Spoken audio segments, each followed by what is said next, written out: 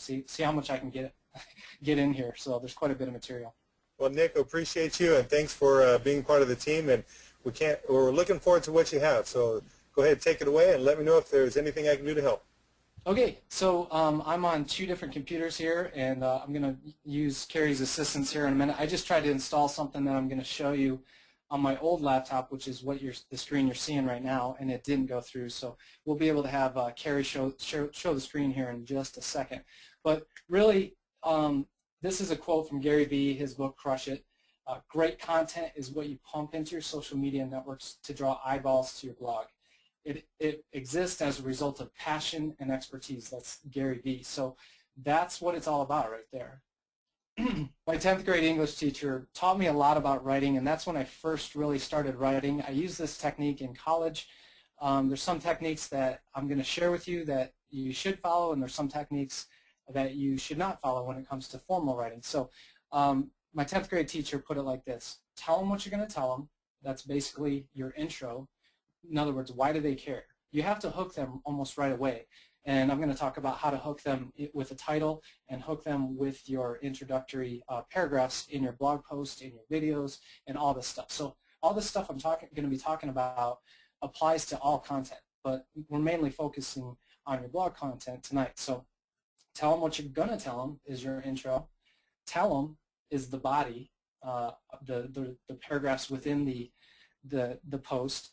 And then tell them what you just told them. You need to draw it to a conclusion, and I'm going to add one more thing to that at the end, and that's a call to action. So tell them what you're going to tell them what you just told them. So today what we're going to do is we're going to talk about, first things first, is how to pick some simple keywords, and I'm going to pass the screen off to Carrie in just 1 second. But right now I'm telling you what I'm going to tell you.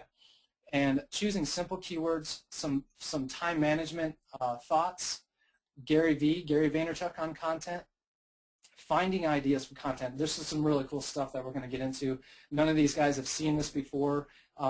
It's very simple, and it's going to make sense on how to brainstorm different topics for your content.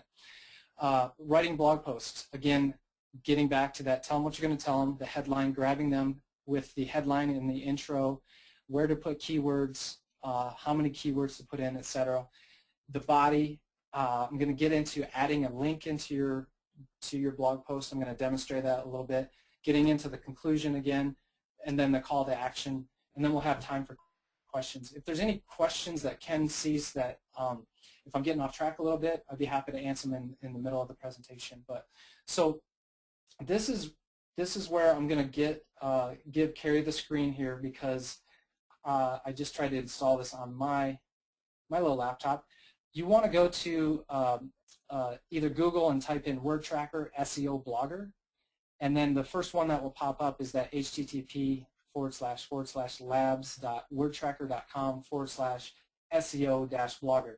Now I just tried to install it, and it says it doesn't work with the current version of Firefox. You need Firefox to use this plugin, this browser plugin.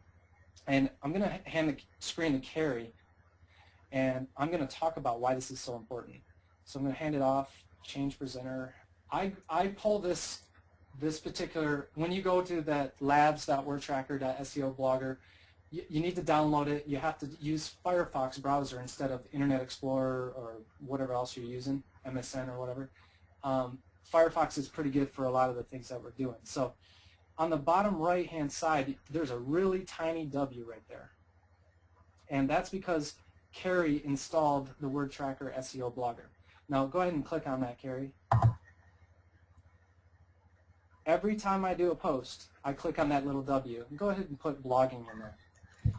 So let's say your niche or whatever you want to talk about today is blogging. All these different words come up, and check this out. These are searches per day, not per month, not for whatever. These are how many people are searching on these particular words per day. Go ahead and put make money blogging and hit add, Carrie. It's going up.